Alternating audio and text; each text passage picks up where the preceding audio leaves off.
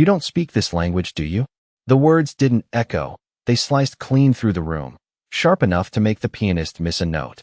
Crystal glasses hovered midair, forks paused inches from plates, and for a second, the entire restaurant seemed to forget how to breathe. The place was called Loron Heights, perched 40 floors above downtown Chicago, where the skyline glittered like a promise only a few could afford. Soft jazz floated under amber lights, and every table whispered money. Old money, new money, the kind that didn't ask for permission. At the center of it all sat Ethan Carter, a billionaire CEO known for closing deals worth more than most companies ever see in a lifetime. His tailored navy suit fit like certainty, his watch caught the light like it had something to prove, and his smile, tight, controlled, belonged to a man who never expected to be challenged. Across from him stood Naomi Brooks, a waitress no one had noticed until now. Slim, composed, her uniform pressed to perfection, she held a tray steady in one hand, her posture unshaken despite the weight of the moment pressing down from every direction. She had been invisible all night, moving between tables with quiet precision, refilling glasses, clearing plates, existing just outside the frame of importance. But now every eye in the room had found her, drawn not by who she was, but by the tone in his voice. Ethan leaned back slightly, switching seamlessly into Korean, his words flowing fast, deliberate, just loud enough for others to hear the rhythm, but not the meaning. A few guests exchanged glances, unsure whether to laugh or look away. He wasn't ordering food anymore. He was performing, testing, pushing, the kind of move powerful men make when they want to remind everyone exactly where the lines are drawn.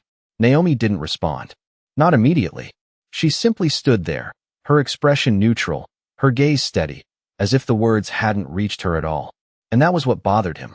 Not defiance, not confusion, silence. Because silence, in a room like this, could mean anything. Ethan's smile tightened. He repeated himself, slower this time, sharper, adding a slight chuckle under his breath as if sharing a private joke with the table. If you get it wrong, he added in English, his voice dropping just enough to carry authority without raising suspicion, maybe you shouldn't be serving here at all. A few quiet laughs followed, thin and uncomfortable, the kind people offer when they don't want to be on the wrong side of power. Naomi lowered the tray just slightly, her fingers adjusting their grip with calm precision. To anyone watching, it looked like routine, like habit, but inside, something had shifted. Not anger, not fear, recognition. She had seen this before. Different room, different faces, same test, same assumption. The belief that someone like her would stay quiet, stay small, stay exactly where she was placed. The music tried to recover, the pianist finding the melody again, but the tension lingered, coiled tight between polished marble floors and glass walls that reflected everything except truth. Ethan watched her closely now, expecting hesitation, waiting for the moment she would fold into the role he had already decided she played. Because in his world, outcomes were predictable, controlled, owned. And yet, something about the way she stood there, still, composed, unhurried, felt like a variable he hadn't accounted for. A pause stretched longer than it should have. Long enough for doubt to flicker, however briefly, across faces that had seen too many performances like this in the same way. Long enough for the room to wonder if this time might be different. Naomi did not rush to answer, and that was the first crack in the rhythm Ethan Carter had carefully constructed, because in his world hesitation usually meant weakness. But this did not feel like hesitation, it felt deliberate, like someone choosing the exact moment to step forward. She set the tray gently on the edge of the table, the soft clink of glass against polished wood louder than it should have been. And for a brief second her eyes moved across the room, not searching for help, not asking for permission, but observing, measuring, understanding the weight of every gaze now resting on her. A man at the next table leaned back in his chair, pretending to check his phone while clearly listening. A woman in a silver dress held her breath without realizing it. And even the server station near the bar had gone still, as if the entire floor had quietly agreed that something important was about to happen. Ethan tapped his fingers once against the table, a small motion, controlled, but enough to signal impatience, because silence was only powerful when he owned it. And right now, he did not. Well, he said, the single word carrying more expectation than volume. His tone calm but edged, like a man giving someone one last chance to confirm what he already believed. Naomi lifted her gaze back to him, her expression unchanged, not cold, not warm, simply steady. And when she finally spoke, her voice was soft, clear, and perfectly measured, not rushed, not hesitant, each word placed exactly where it needed to be. She answered him in Korean. The effect was immediate but subtle, not explosive, not dramatic, just a quiet shift that rippled outward, like a stone dropped into still water, because most people in the room did not understand the language. But they understood confidence, they understood precision, and they understood when something did not match their expectations. Ethan did not react right away, and that delay, barely a second too long, was enough to change everything. Naomi continued, still in Korean, her tone respectful, professional, but unmistakably fluent. The cadence natural, the pronunciation clean, not rehearsed, not mimicked, but lived. A man at the far end of the table straightened slightly, recognizing enough to know this was not a guess, not luck. This was mastery. Ethan's posture shifted almost imperceptibly, his shoulders tightening just enough to betray the smallest hint of recalculation, because the script had changed and he had not written this part. Naomi paused, then switched back to English, her eyes never leaving his. "You asked for a specific vintage pairing with the dish," she said calmly, as if clarifying a simple order. "And you mentioned a regional preference that does not match what you actually described." Her voice did not rise, did not challenge, but it carried clarity, the kind that leaves no room to hide behind tone or performance. A few heads turned toward Ethan now, not in admiration, but in quiet curiosity. Naomi added, just slightly softer, almost as if offering help rather than correction. "If you would like, I can recommend the correct pairing." And in that moment, the balance shifted again, not with force, not with confrontation, but with something far more unsettling to a man like Ethan Carter. Control slipping not because it was taken, but because it was no longer his to hold. The room did not erupt, no one spoke, but the silence had changed, it no longer belonged to him. And for the first time that night, he was no longer the one setting the tone. For a man like Ethan Carter, control was never something he questioned, it was something he assumed, like gravity or time, always present, always bending the room around him. But now there was a delay, a fraction of a second too long between Naomi's final word and his response. And in that space something unfamiliar settled in, not fear, not yet, but uncertainty. He let out a short breath through his nose, a sound that might have passed as a quiet laugh if anyone had been less attentive, and leaned back again, reclaiming posture before reclaiming voice, because posture was easier. "Interesting," he said, his tone smooth, almost amused, as if he had planned this all along, as if this had been a test, and she had simply performed well. But his eyes told a different story. They lingered just a moment too long, searching for a flaw, a hesitation, anything that would restore the balance he preferred. Naomi did not move to fill the silence. She did not step back, did not apologize, did not soften her presence to make his recovery easier. She simply stood there, hands relaxed at her sides, her expression composed, giving him exactly what he had asked for and nothing more. Around them, the room had shifted in subtle but undeniable ways. A man near the window set his glass down without taking a sip. A couple at the adjacent table leaned slightly closer together, not speaking but listening. And even the pianist, though still playing, had lowered the volume just enough that conversation could carry farther than usual. Ethan adjusted his cuff, a small, practiced motion, buying time, recalibrating, because the performance was not over, not in his mind. It had simply changed direction. "Then go ahead," he said, nodding once toward the table. "Let us hear your recommendation." The invitation framed as authority, but carrying an edge, a need to re-establish position, to remind everyone who had the final say. Naomi inclined her head slightly, acknowledging the request without submission, and began to speak again, her voice steady, confident, not louder, just clearer, describing the pairing with precision, explaining notes of flavor, region, and balance in a way that felt less like service and more like expertise, as if she were not responding to him, but educating the room. A man across from Ethan raised his eyebrows, impressed despite himself, while another guest shifted in his chair, glancing between them as if watching a negotiation unfold rather than a dinner service. Ethan listened, but not the way he had listened before, not as someone expecting compliance, but as someone trying to regain footing. And when she finished, there was no immediate interruption, no correction, just a quiet that settled deeper than before. He gave a small nod, controlled, measured. "That will be fine," he said, choosing acceptance over challenge. But the words landed differently now. They did not close the moment, they confirmed it. Naomi reached for the tray again, lifting it with the same steady grace she had shown all night.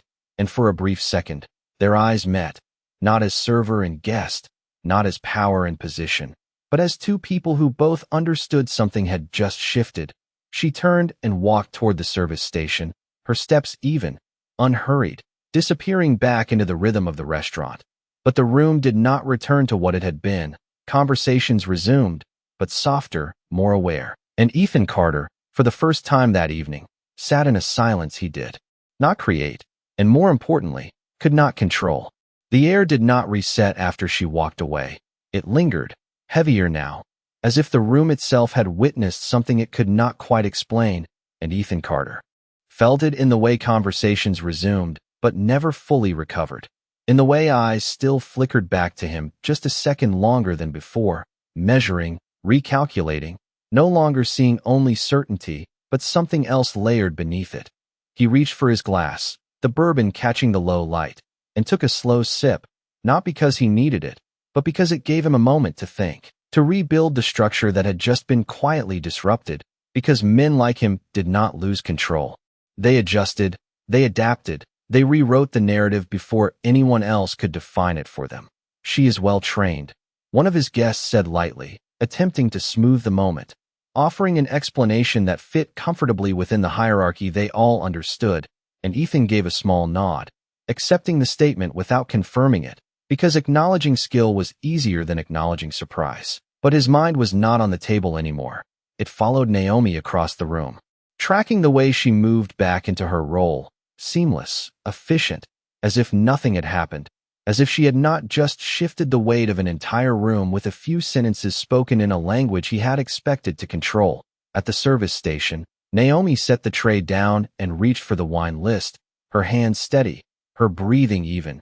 But there was a subtle change in her awareness now, not tension, not relief, but clarity. The kind that comes after a line has been crossed and redrawn. A younger server beside her leaned in slightly, whispering something she could not quite finish, a mix of admiration and disbelief. And Naomi responded with a small, polite nod, not encouraging attention, not rejecting it, simply acknowledging it before returning to her task, because attention was not the goal, never had been. Back at the table, Ethan placed his glass down with controlled precision and leaned forward again, re-entering the conversation. But the rhythm felt different now, the timing just slightly off, like a song played a fraction too slow, and he knew it, even if no one said it out loud. He glanced toward the service station once more, then made a decision, not impulsive, not emotional, but strategic, the kind of decision that had built his reputation in boardrooms across the country. Because if something could not be ignored, it could be reframed, brought back under control. When Naomi returned to the table with the recommended bottle, he watched her more carefully this time, not as a server, but as a variable, an unknown he had underestimated once and would not underestimate again. She approached with the same composed presence, presenting the bottle with professional clarity, her voice calm as she confirmed the selection, and Ethan nodded, his expression neutral, giving nothing away. But when she began to pour, he spoke again, his tone measured, almost conversational. "Where did you learn that?" The question simple on the surface, but carrying layers beneath it, curiosity, challenge, and something closer to respect than he might have admitted even to himself. Naomi paused just long enough to acknowledge the shift, then answered without hesitation, from someone who believed it was worth learning. Her words quiet, direct, offering no elaboration, no performance, just truth. The answer landed differently than expected, not filling the space, but expanding it. And for the first time that evening, Ethan Carter found himself without an immediate follow-up, without a prepared angle, sitting in a silence that was no longer empty, but full of something far more difficult to control, the realization that power, when met with something real, does not always disappear, but it does change shape. The answer did not impress the room with volume, but it lingered with weight, and that was the difference, because people at Loron Heights were used to loud confidence, to polished stories and rehearsed credentials, but not to quiet certainty that did not ask to be believed. Ethan Carter leaned back slightly, studying her now in a way he had not before, not as someone beneath his attention, but as someone who had just stepped into it without trying, and that unsettled him more than any direct challenge could have. He gave a small nod, almost to himself, then gestured lightly toward the glass she had just filled. "Go on," he said, his voice smoother. Now, controlled, as if the previous tension had been nothing more than a passing moment. But the room knew better, even if no one said it aloud. Naomi moved with the same calm precision, finishing the pour and stepping back half a pace, her posture straight, her presence balanced between professionalism and something harder to define, something that did not bend easily. A man seated to Ethan's right cleared his throat softly, attempting to redirect the conversation. "So, Ethan, about the soul expansion," he began, but his voice carried a slight hesitation, like someone aware they were stepping into a space that had not fully settled. Ethan turned toward him, nodding once, shifting gears. "Yes, the soul market is critical," he said, his tone returning to familiar ground. "Numbers, strategy, control. We are finalizing a partnership that will position us ahead of competitors within the next fiscal year." The words came easily, practiced, the language of power he had mastered long before tonight. But even as he spoke, there was a subtle change. A fraction of his focus remained elsewhere, tracking Naomi as she moved between tables, as if part of him was still trying to solve something that did not fit into spreadsheets or projections. At the service station, Naomi placed the bottle down and reached for a clean cloth, wiping her hands slowly, not because they needed it, but because it gave her a moment, a small pause to breathe, to let the shift settle inside her without letting it show on her face. She had learned long ago that moments like this were not about proving anything. They were about holding ground, about not stepping back once you had stepped forward. A senior server approached her quietly, his voice low. "You handled that well," he said, not smiling, but with a tone that carried respect, the kind that was not given easily in a place like this. Naomi nodded once. "Thank you," she replied. Simple, contained, not expanding the moment beyond what it needed to be. Back at the table, Ethan's guest continued speaking, outlining projections, timelines, market share, but the energy had shifted. There was a new awareness threading through the conversation, a recognition that control was not as absolute as it had seemed an hour ago. Ethan listened, responded, engaged, but every now and then his gaze flickered across the room, not searching, not calling attention, just observing, recalibrating. And when Naomi passed by the table again, carrying a tray of empty glasses, he did not call out to her, did not test her again. He simply watched, and for the first time that evening, there was no hint of amusement in his expression, no trace of condescension. Only something quieter, something closer to respect, still forming, not yet spoken, but impossible to ignore, because some moments do not end when the conversation moves on. They echo, reshaping everything that comes after. The night continued, but it did not move the same way it had before, as if something invisible had shifted beneath the polished floors and glass walls, something no one could name, but everyone could feel, and Ethan Carter sat at the center of it, still speaking, still leading the conversation, but no longer untouched by it. The discussion turned to numbers again, projections stretching across quarters and markets, figures large enough to impress, but smaller now in comparison to the moment that refused to fully fade. And even as Ethan outlined strategies with practiced precision, there was a subtle restraint in his tone, a fraction less certainty, not enough for most to notice, but enough for those who paid attention. Across the room, Naomi continued her work, moving from table to table with the same measured rhythm, her steps quiet, her presence steady, but the difference was in how she was seen now, not invisible, not overlooked, but recognized. and recognition in a place like this carried its own weight. A couple seated near the window paused their conversation as she approached, offering a polite nod that had not been there earlier, and she returned it with the same calm professionalism, neither inviting nor rejecting the attention, simply acknowledging it before continuing on. At the service station, the manager watched her for a moment longer than usual, not with concern, not with correction, but with something closer to reconsideration, as if re-evaluating a detail that had been overlooked for too long. Back at the table, Ethan's guest finished a point about expansion timelines, and Ethan responded with a concise summary, his voice steady, controlled, but when he reached for his glass again, his gaze drifted, just briefly, following Naomi as she passed behind a column of light, her figure reflected in the mirrored panels that lined the far wall. It was not curiosity alone now. It was calculation, not of numbers, but of understanding. Because what had happened earlier did not fit neatly into the structures he trusted. It could not be quantified, negotiated, or predicted, and that made it more significant than he was ready to admit. He set the glass down and leaned forward, refocusing on the table, but the rhythm did not fully return. It hovered somewhere between what it had been and what it was becoming. A quiet pause settled between sentences, not awkward, but aware, and one of his guests, sensing it, offered a light remark.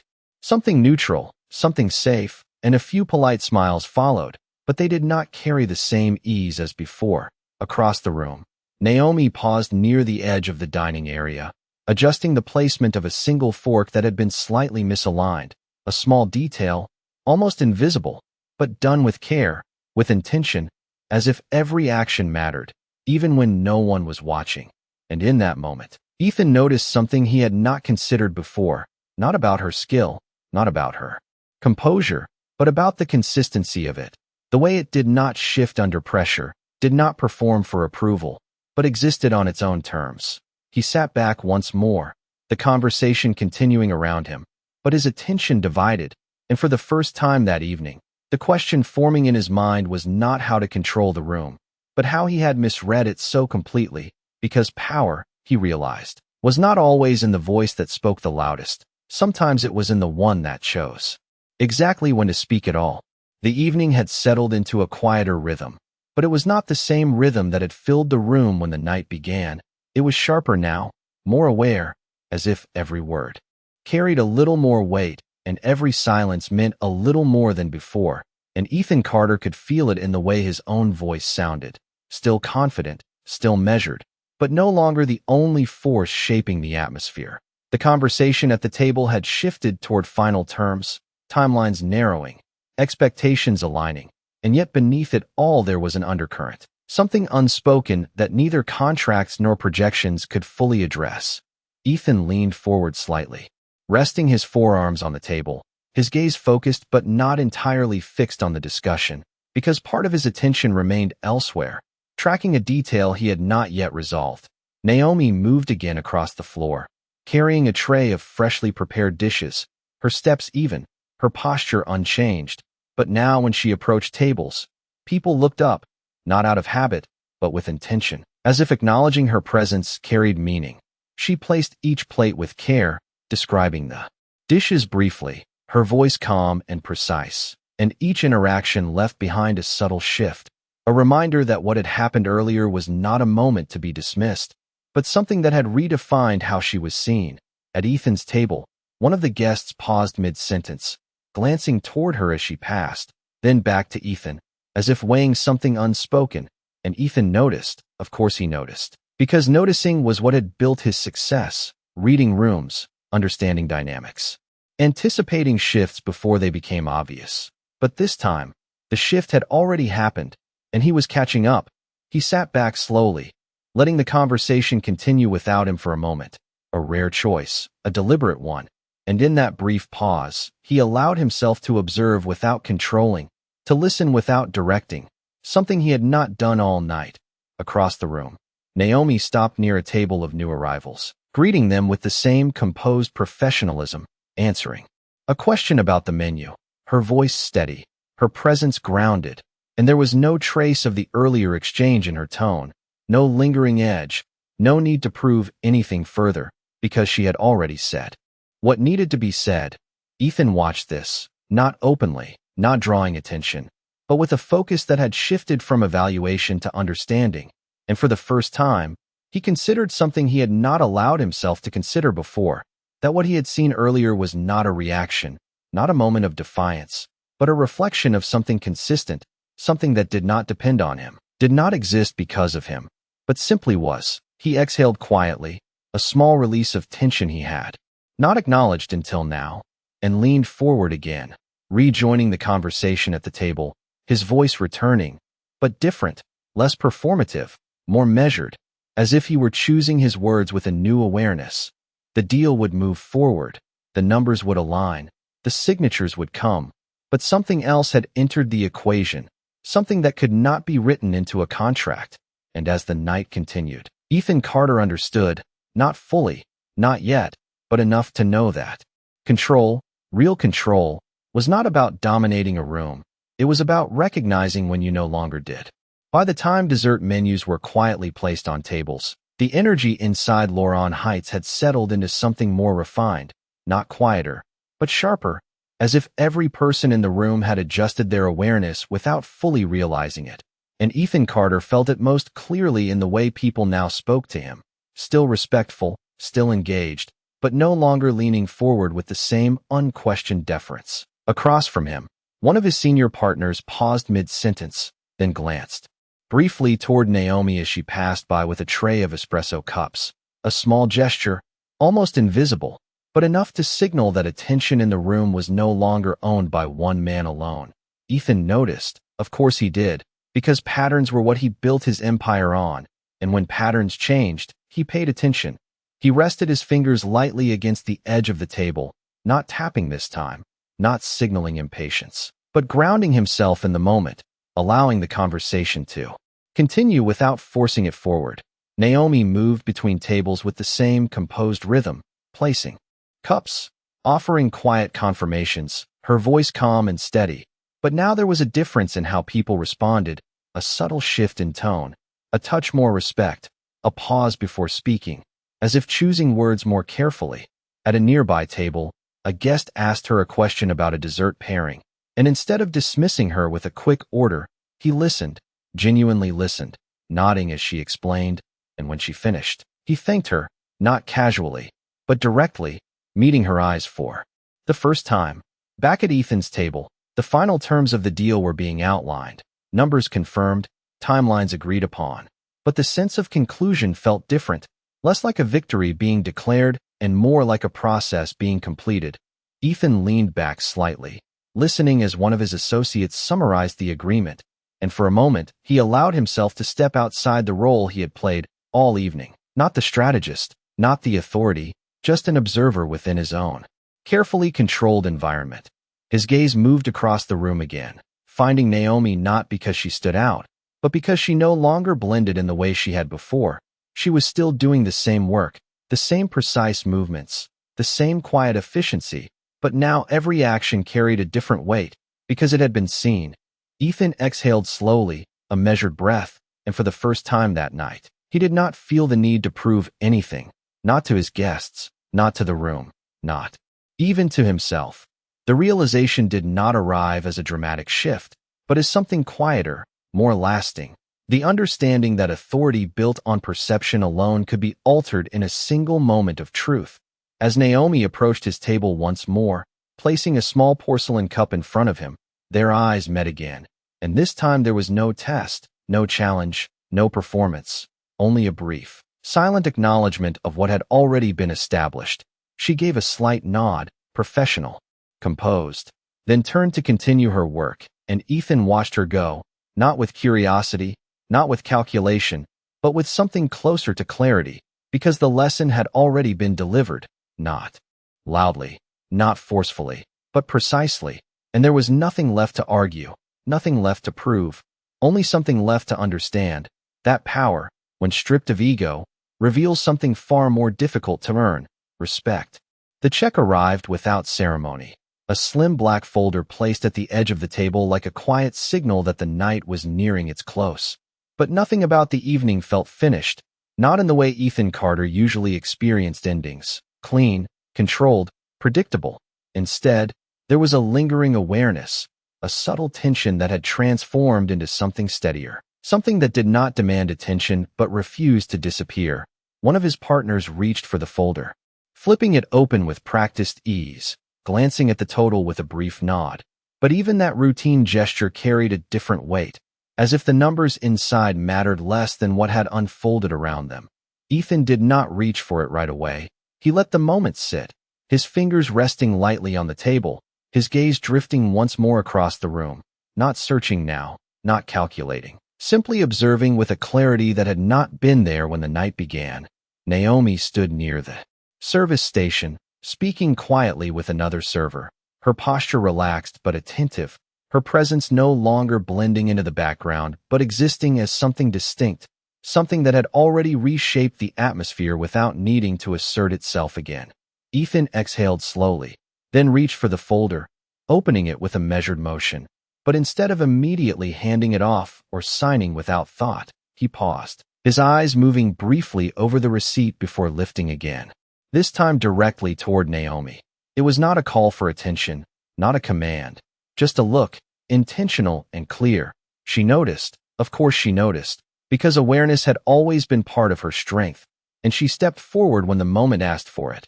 Not rushed, not hesitant, simply present. When she reached the table, Ethan closed the folder and placed it back down, his voice calm, steady, but different from before, stripped of the edge it once carried. "Thank you," he said, the words simple, almost ordinary, but in a room like this, from a man like him, they landed with quiet significance.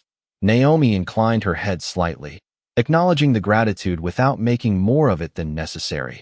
"Of course," she replied, her tone even, professional, unchanged by the shift around her. Ethan hesitated for a fraction of a second, then added, "You were right earlier," not elaborating, not explaining, but allowing the statement to stand on its own, a recognition offered without defense. A few guests at the table glanced between them, not interrupting, but clearly aware that something important was being said in the simplest possible way.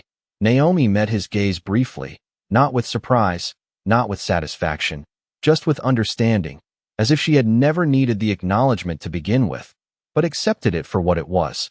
She gave a small nod, then stepped back, returning to her work without pause, without lingering, leaving the moment behind as easily as she had stepped into it.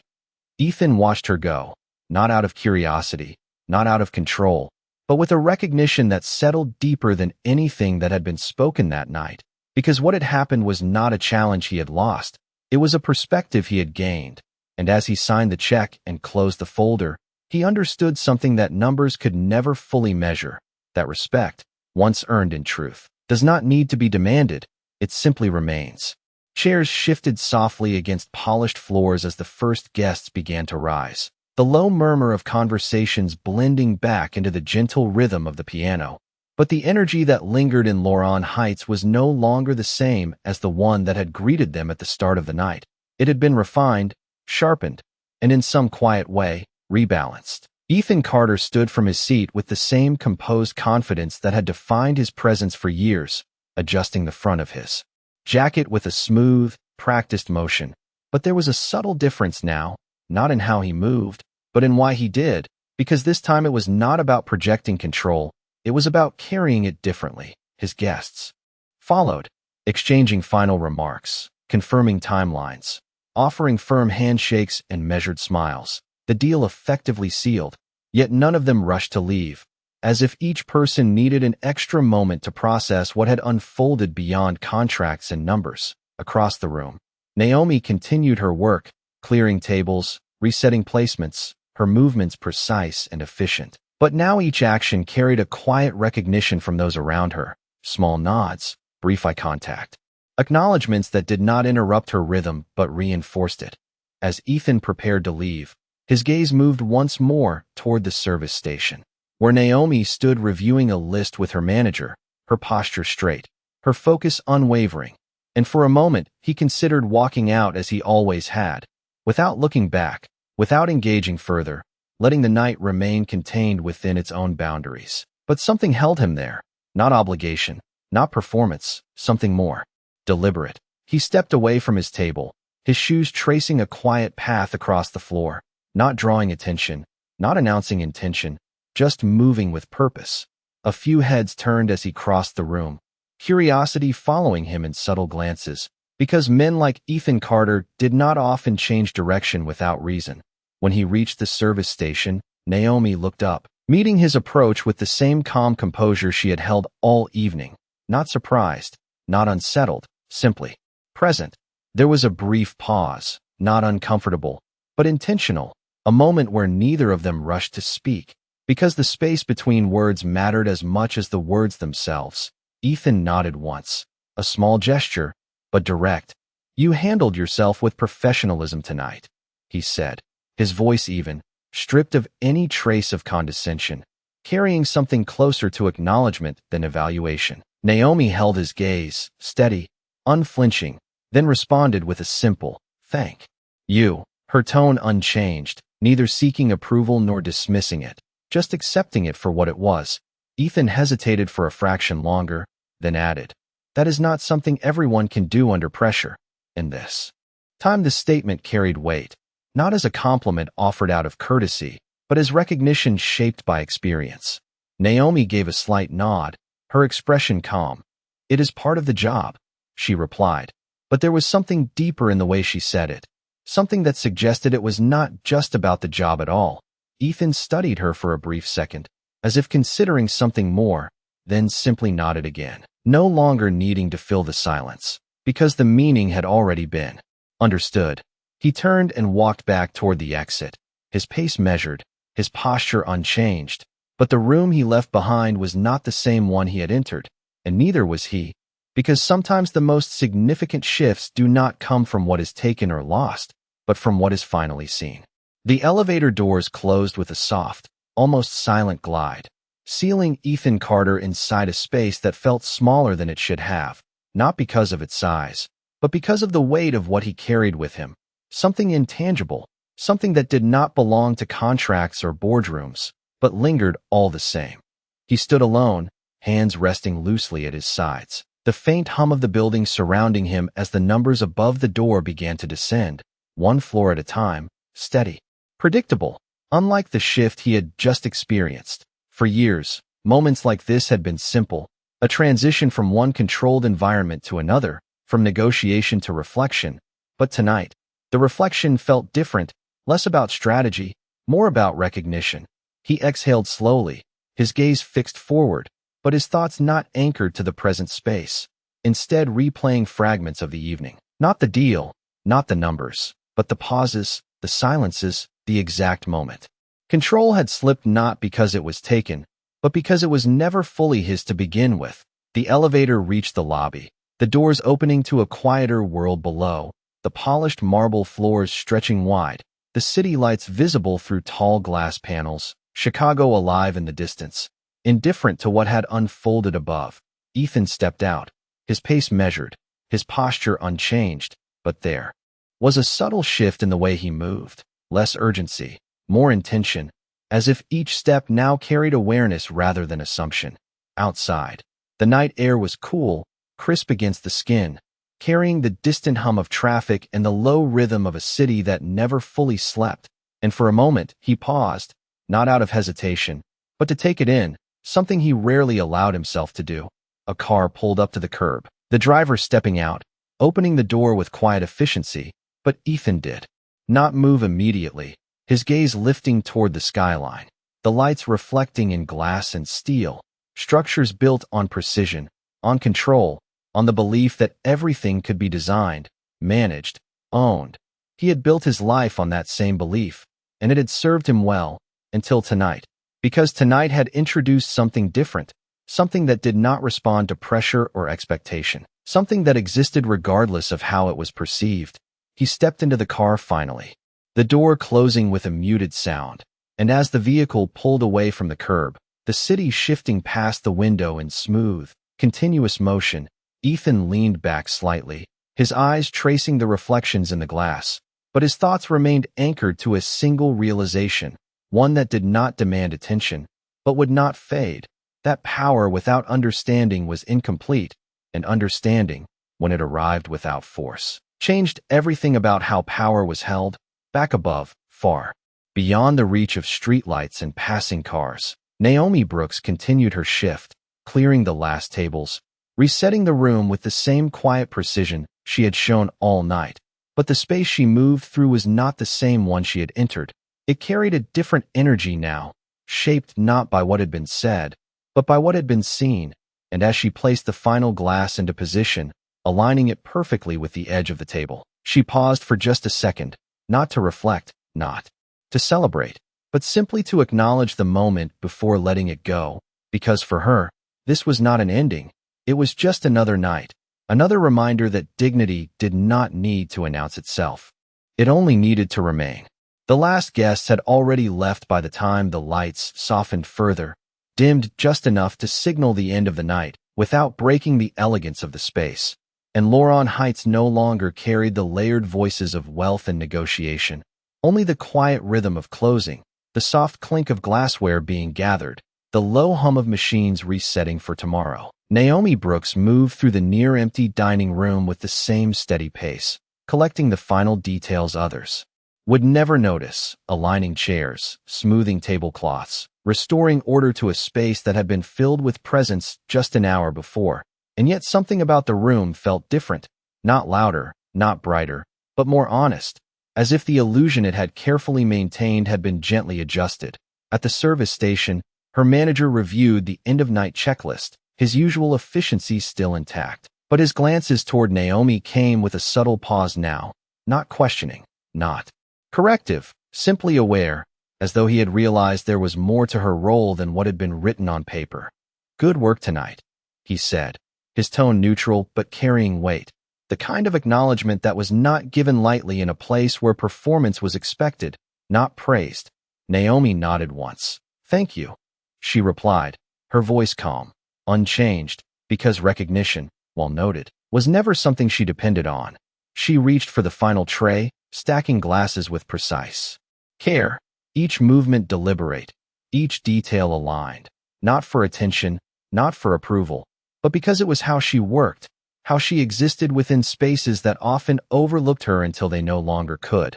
Outside, the city continued without pause, headlights tracing lines through the streets, buildings glowing against the night sky, and somewhere within that moving landscape, Ethan Carter sat in the back of his car, watching reflections slide across the window, the memory of the evening not fading, not yet settling into something distant, but remaining present, persistent, as if asking to be understood rather than dismissed. He did not reach for his phone, did not review notes or messages, something he would have done without hesitation on any other night. Instead, he sat in stillness, allowing the quiet to hold its place, because what he carried now was not information, it was perspective, something that did not demand action but required acknowledgement.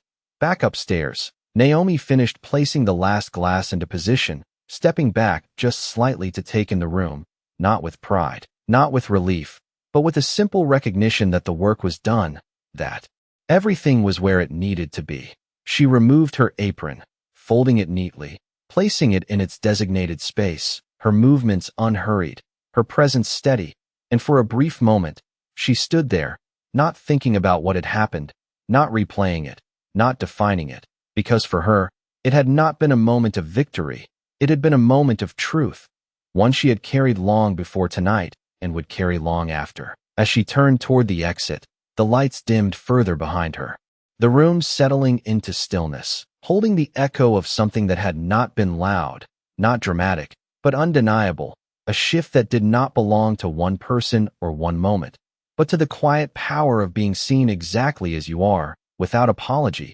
without performance, and leaving without needing to prove anything more. The street outside had thinned to a quiet pulse of late-night traffic by the time Naomi stepped through the service exit, the door closing behind her with a soft finality that separated the world of polished glass and curated elegance from the cool, open air of the city. And for a moment she stood still, not because she needed to, but because the stillness felt earned. The skyline stretched above her, lights scattered across steel and glass, each window holding a story she would never hear. each reflection carrying a version of power that often forgot the people who moved quietly beneath it. She adjusted her jacket against the chill, her breath steady, her posture unchanged, because nothing about her presence depended on where she stood, whether under chandeliers or streetlights. It remained the same. A car passed slowly, headlights tracing across the pavement, then fading into the distance, and Naomi began to walk, her steps even, unhurried, not replaying the night, not holding on to it, because for her, the moment had already served its purpose. It had not changed who she was. It had revealed it to those who had not seen it before, across the city, miles away but still connected by the same grid of streets and lights. Ethan Carter sat in his apartment, the silence inside far different from the controlled environments he usually occupied. No assistants, no voices, no expectations, just space. And in that space, the memory of the evening settled in a way it had not in the moving car, clearer now, sharper, not as a challenge to his authority, but as a reflection of something he had overlooked. He stood near the window, looking out over the city he had long believed he understood, the patterns, the systems, the hierarchies, all of it built on the assumption that control was the ultimate measure of success. And yet tonight had introduced a different measure, one that did not rely on status or position, one that existed quietly until it was recognized. He thought about the moment again, not the words, not the language, but the certainty behind it, the absence of performance, the presence of something real. And for the first time, he did not try to analyze it, did not try to fit it into a framework he could manage. He simply allowed it to exist as it was. Back on the street, Naomi reached the corner, the traffic light shifting from red to green, casting a soft glow across the crosswalk, and she stepped forward without hesitation, her path clear, her direction steady, not because the world had changed for her, but because she had never waited for it to. The city moved around her, indifferent, constant, alive, and she moved within it with the same quiet strength she had carried into every room, seen or unseen. And somewhere between those two spaces, the distance between power and dignity felt just a little smaller, not erased, not solved, but understood, because the truth did not arrive with noise or force. It arrived in a moment, held its ground, and left without asking to be remembered. And yet it was, not because it demanded attention, but because it deserved it.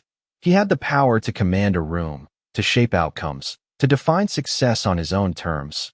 But that night, she had something else entirely, something that could not be bought, negotiated, or controlled, something that remained long after the lights dimmed and the doors closed. And in the quiet that followed, it became clear that power might fill a space, but dignity is what transforms it.